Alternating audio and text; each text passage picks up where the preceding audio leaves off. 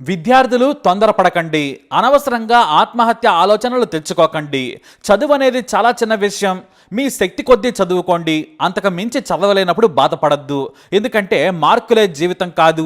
Fail అయినా సరే జీవితంలో గొప్పగా ఎదగొచ్చు. ఇష్టమైన పని చేసుకోవచ్చు. ఈ జన్మ మీకు అదృష్టం. తొందరపాటు నిర్ణయం తీసుకొని తల్లిదండ్రులకు కడుపు కోత మిగల్చొద్దు. మీరు చనిపోతే జీవితాంతం మీ ఆలోచనలతో నరకంలో బ్రతుకుతారు మీ తల్లిదండ్రులు. వారిని జీవితాంతం వేదనకు గురి చేయొద్దు. ఈ మాటలన్నీ కూడా పెద్దలు పదే పదే చెబుతూనే ఉన్నారు. కానీ చిన్న విషయాలను పెద్దగా తీసుకుంటున్నారు చిన్నపిల్లలు. మార్కులు జీవితం కాదు. ఎవరైనా అవమానించినా కూడా బాధపడద్దు, మనసుకు తీసుకోవద్దు. ఎందుకంటే అందరూ మంచి వాళ్ళు ఉండరు. జీవితంలో అవమానాలు కూడా జరుగుతాయి. వాటిని పట్టించుకోవద్దు. మన పని మనం చేసుకోవాలి.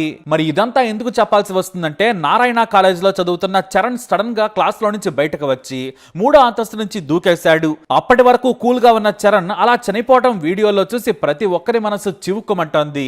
బంగారు తండ్రి ఎందుకు దూకాడని బాధపడిన వారు లేరు. మరి అసలు ఆ కాలేజీలో ఏం జరిగింది, లేక ఇంట్లో జరిగిందా, చరణ్ ఎందుకు అలా చేశాడని తెలుసుకుందాం. సత్యసాయి జిల్లా బత్తలపల్లికి చెందిన వెంకట నారాయణ గోవిందమ్మకు 2 కొడుకులు. పెద్ద కొడుకు చెన్నైలో బీటెక్ చదువుతున్నాడు. చిన్న కొడుకు చరణ్. ఇతను అనంతపురం నగరంలో నారాయణ కాలేజీలో ఇంటర్ చదువుతున్నాడు. చరణ్ బాగానే చదువుతాడు. సంక్రాంతి సెలవులకు ఇంటికొచ్చాడు చరణ్.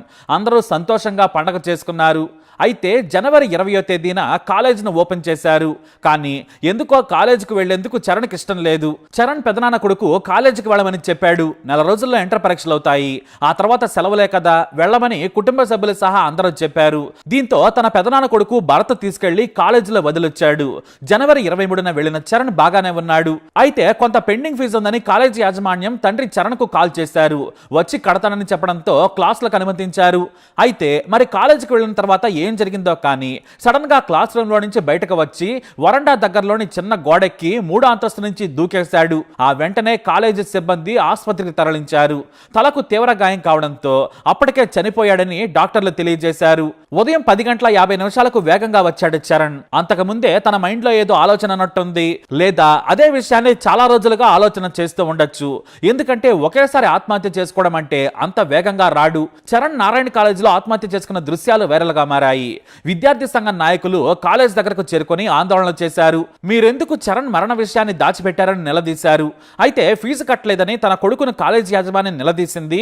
నా కొడుకు అవమానంగా ఫీల్ అయ్యాడు, అందుకే మనస్తాపంతో ఆత్మహత్య చేసుకుని ఉంటాడని తండ్రి మీడియా దగ్గర రోధిస్తూ ఆరోపించారు. క్లాస్ అనుమతించారు, కానీ లోపల ఏం జరిగిందో ఏమో అంటూ తండ్రి కన్నీటితో చెప్పారు. అయితే విద్యార్థి సంఘం నాయకులు మాత్రం కార్పొరేట్ కాలేజీలు ఫీజులను వసూలు చేసేందుకు పిల్లల మీద ఒత్తిడి చేస్తాయి. నారాయణ కాలేజ్ కూడా ఇదే చేసింది. లక్షలలో ఫీజులు వసూలు చేస్తున్నారు. రాష్ట్ర వ్యాప్తంగా నారాయణ కాలేజీల్లో ఎంతో మంది చనిపోతున్నారు. పిల్లలు చచ్చినా కూడా వారికి సంబంధం లేదు. కనికరం లేకుండా ఫీజుల కోసం వేధిస్తున్నారని విద్యార్థి నాయకులు ఆరోపిస్తున్నారు. ఫీజుల కోసం కాలేజీ యాజమాన్యాలు పిల్లలను పీకు తింటున్నాయి. ఇటు తల్లిదండ్రులను కూడా వేధిస్తున్నారు. 5,000 రూపాయలు తక్కువన్నా కూడా ఒప్పుకోవడం లేదని ఫైర్ అవుతున్నారు. ఇతర విద్యార్థుల ముందు చులకనయ్యామని సున్నిత మనస్కులైన విద్యార్థులు చనిపోతున్నారు.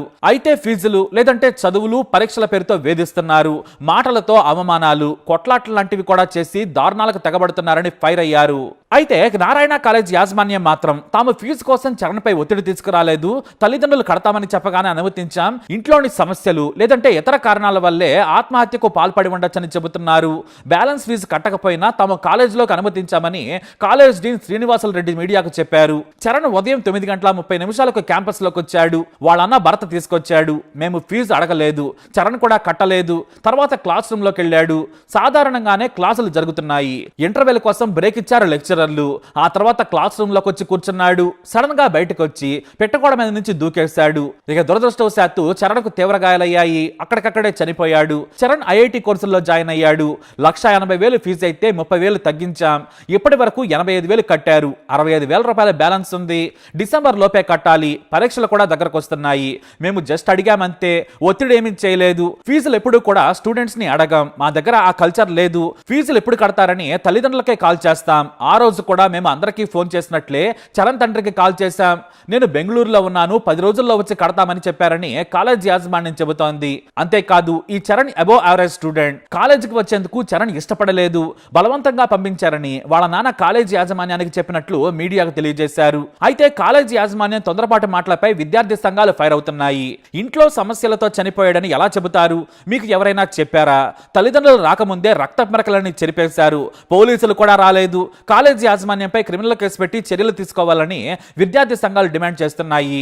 ఎంతమంది చనిపోయినా మానవత్వం లేకుండా ఫీజుల పేరుతో రక్తం తాగుతున్నారని ఆరోపిస్తున్నారు. అయితే పోలీసులు కేసు నమోదు చేసి విచారణ జరుపుతున్నారు.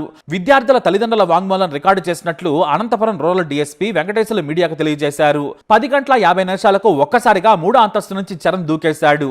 ఆసుపత్రికి తీసుకెళ్లినా కూడా అప్పటికే చనిపోయాడు. ఫెయిల్ అవుతానేమో అన్న భయం చరణ్ ను వెంటాడి ఉంటుందని అతని ఫ్రెండ్స్ తమకు చెప్పినట్లు పోలీసులు అంటున్నారు. జనవరి 27న ప్రీ ఫైనల్ పరీక్షల్లో ఫెయిల్ అవుతానేమోనని భయపడ్డాడు. క్లాసులు మిస్ అయ్యానని చెప్పాడట. అయితే మిగతా ఫీజును ఇన్స్టాల్మెంట్లో కడతామని తల్లిదండ్రులు చెప్పారు. క్లాసులో కాసేపు గడిపిన తర్వాత ఎందుకు చనిపోయాడో తెలుసుకోవాలని తమ తల్లిదండ్రులు కోరారని పోలీసులు మీడియాకు తెలియనట్లు పోలీసులు తెలియజేశారు. అయితే కాలేజీలు పిల్లలను మోటివేట్ చేసేలా, ధైర్యం చెప్పేలా నిపుణులతో వారానికి ఒకసారైనా మాట్లాడించాలి. ఎప్పుడూ పరీక్షలే కాకుండా ఆహ్లాద వాతావరణం కనిపించాలనే డిమాండ్స్ కూడా చాలా రోజుల నుంచి వినిపిస్తున్నాయి.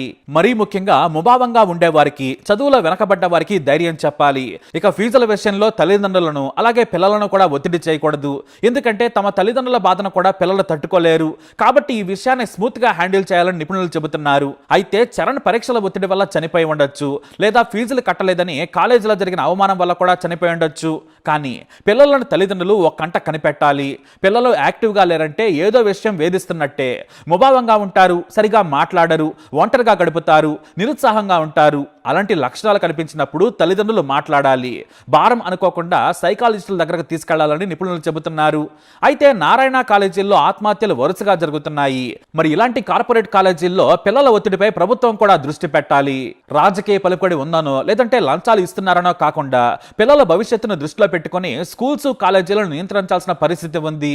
ఇక గొర్రెల్లా వేల మందిని ఒకే చోట భవనాల్లో చేర్చి చదువు చెప్పినా కూడా లక్షల్లో ఫీజులు తీసుకోవడంపై జనం ఆగ్రహం వ్యక్తం చేస్తున్నారు. ఇంటర్కు 2 లక్షల ఫీజు ఏంటి? వీటిని నియంత్రించాలి.